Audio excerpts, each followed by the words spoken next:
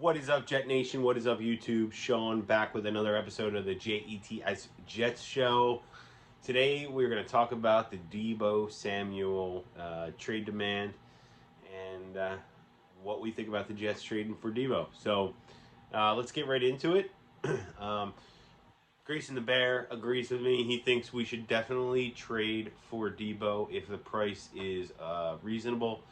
And when I say the price isn't reasonable, what do I mean by that? I'm talking maybe number 10 overall, or even better, I'd prefer doing like the 2 2s or the 2 and a 3, something like that.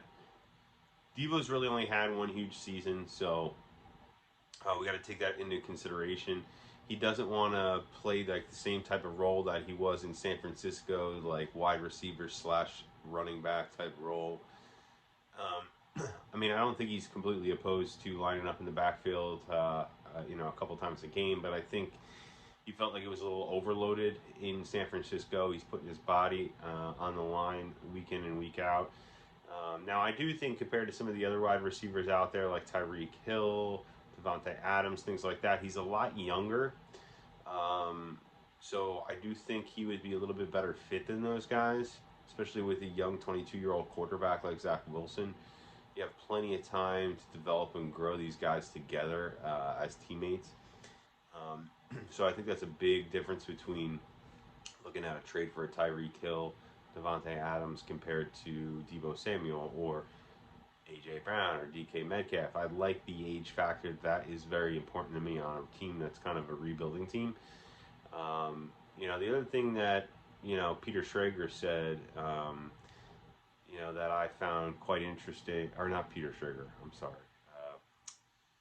I don't remember his name. The other guy on the NFL Network show. I can't remember his name off the top of my head, but he had said, you know, these guys in the first round, 40% of these guys drafted in the first round don't work out. Only 60% do. So it's kind of a lottery ticket. So you're talking about number 10 overall. A little bit more of a lottery pick than number 4. Obviously, number 4, you have a better chance of getting a solid player and a star out of that. So you really don't want to give a pick up like that. But if you had to give up number 10 straight up for Deebo Samuel, would you guys do it? I probably would. We need that weapon on offense. We need that other wide receiver. Somebody that can really scare defensive coordinators and defenses into changing their scheme. And I think Deebo would do that. And also, whatever player you get at 10, there's no guarantee he's going to be even halfway as good as Deebo. So, it's a lottery ticket. I'd rather pay him the money, the $22 million a year or whatnot, $23 million a year, give up the 10th overall pick, have that position solidified going into the draft so you could focus on rebuilding this defense with the rest of the picks. And you can even trade down from 4 at that point, to a team like New Orleans or something like that, or another team and pick up a high second round pick, what have you. And, those 4 picks then that you would have, you could really overhaul the entire defense at that point, along with filling the wide receiver 1 hole.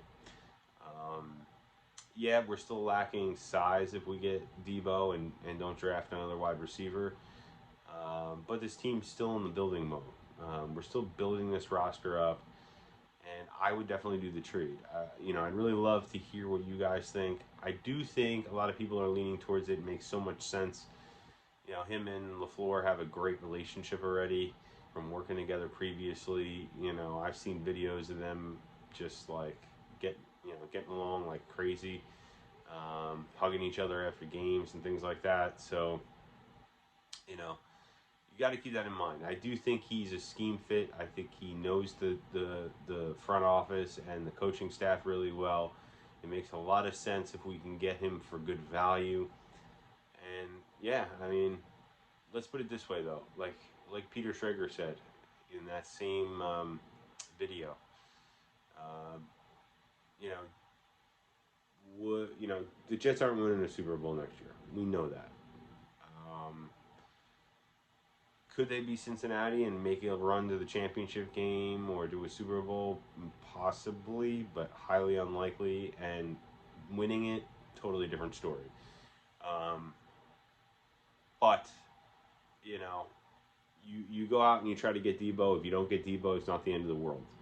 This team is rebuilding. Joe Douglas is making a lot of awesome moves. Even though we missed out and I was disappointed we didn't get Tyreek Hill, that was more emotions for me. You know, it was more an emotional thing than it was, being disappointed that we didn't get the player. Jody's making these great moves. I know it's been a long time coming for the Jets to be good, but he's building this team the right way. And if I had to wait another 2 years before we're competing for a Super Bowl, I'm okay with that if, as long as we're doing it the right way. And I think Joe Douglas is really doing that. So, as always, if you guys like the content, let me know what you think in the comments and subscribe.